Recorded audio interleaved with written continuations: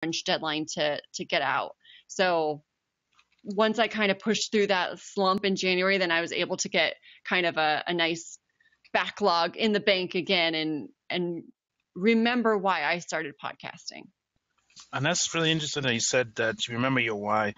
I guess basically because we might think that, like for example, like if we, if you started a business, the first objective might think is to make money, but the thing is that you got to find what you're good at and what you really love to do, and and then guess in the long run the money's gonna come along. So For sure. so basically now, you've actually you're a published author, so the question is, why do you think entrepreneurs or anyone should start their very own podcast or even start a blog? Okay. Well, although I'm a strong writer, I haven't focused on growing my own blog. So I will just focus my answer more on the podcast side of things. I'm really into podcasting because as of 2016, only 50% of Americans even knew what the word podcasting meant. So I think that's a great opportunity for people to start their own show, get good at it, and be there and strong and growing as more and more people even realize what a podcast is and jump on the bandwagon and start listening. And podcasting is the only type of content someone can consume while they multitask. So if you're driving your car, you can't watch a video. If you're running outside on a track, you can't read a book, but you can listen to audio for both of those. So I think podcasting is a really great opportunity that's not completely tapped yet. And, you have a lot of opportunity for growth. For me personally, in terms of business, what I have found it to be amazing at that I didn't fully realize going into it was actually networking. So I find it an amazing tool to grow my network, grow my connections in business. And, think about it like this. Let's say you're at a networking event and you meet someone who is maybe further along in their journey and even more successful than you are. And you're like, oh, I would just die to talk to them. You can go up to them in one or two ways. You can say, hey, I would love to pick your brain. Please, could we meet? And they're probably going to be like, oh my God, no, everyone asks me that. Or you can say, I would love to share your message and drive traffic to your brand, your business, your cause by coming on my podcast. I would love to give you some attention, shine some light to my audience on what you're doing. And they're going to be like, oh, absolutely. That sounds great. So I think it's such a great icebreaker and a way to really build a foundation by trying to give value first. I definitely agree 100% with that because at the same time, because of the fact that, many business owners, they don't have the time to Right. to sit down and and share their expertise with over coffee because they have For a business to sure. run. For But of sure. course, if you have a podcast or if you have a live streaming show, you can do that, and it's like a win-win situation Yeah. because they're sharing their message to your audience, and in the process, they're gaining new quote unquote leads, which I don't like to say the word leads, but that's the Right. truth. Right. Yeah. Opportunities are always coming. Like you have to take action to get opportunities to come. And having a podcast is a great way to make it a win-win for everybody. Okay, so now I'm gonna flip it a bit because, of course, you said talking about with video per se.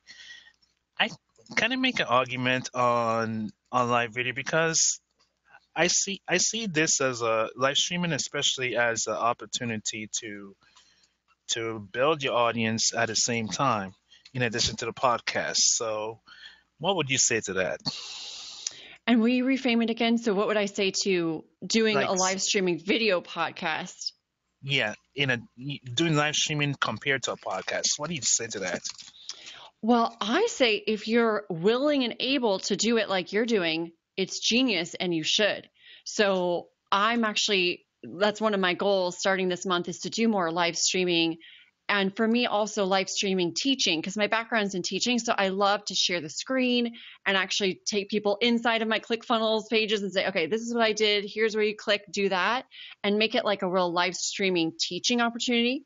And then what you can do is take the audio and repurpose it as a podcast. So and you can save the video and repurpose it onto YouTube. So I feel like the Mm-hmm. more you're willing and able to do, the better. Uh-huh. I definitely agree. I agree 100% with that. So now, so how important is live streaming for? I mean, not live streaming. What I meant to ask, how important is social media for businesses, especially for small businesses who are quote unquote competing against the larger, well-established corporations?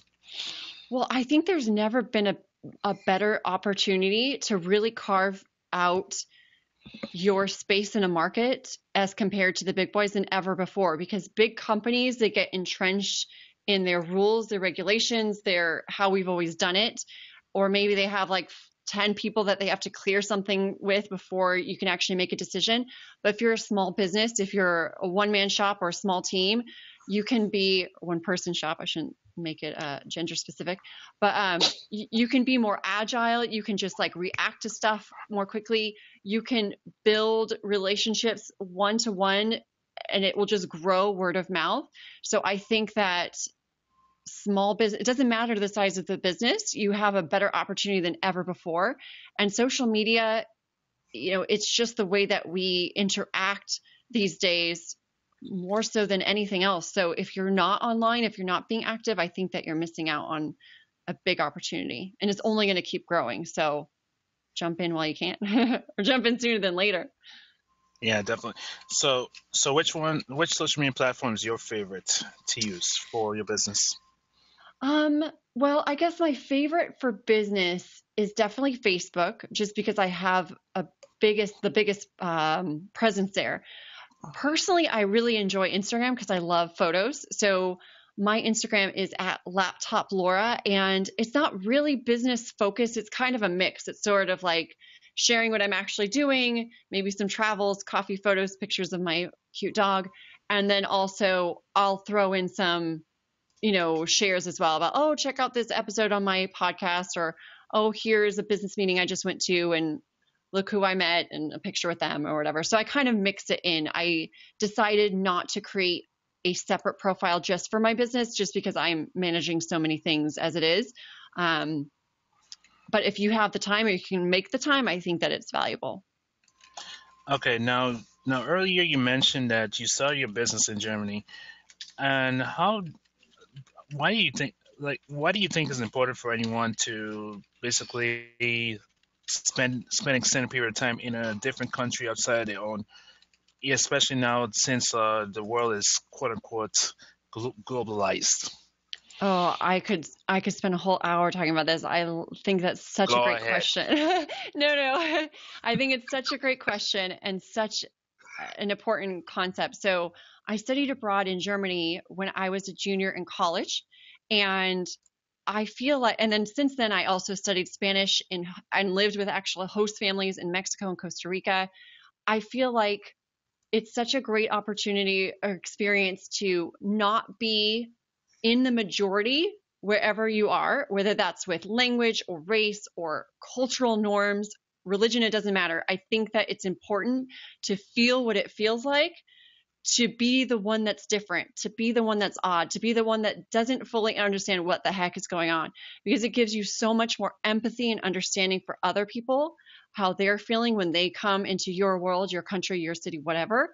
And I think that deeper level of empathy is going to serve you in having a better life and better relationships, and also better with business.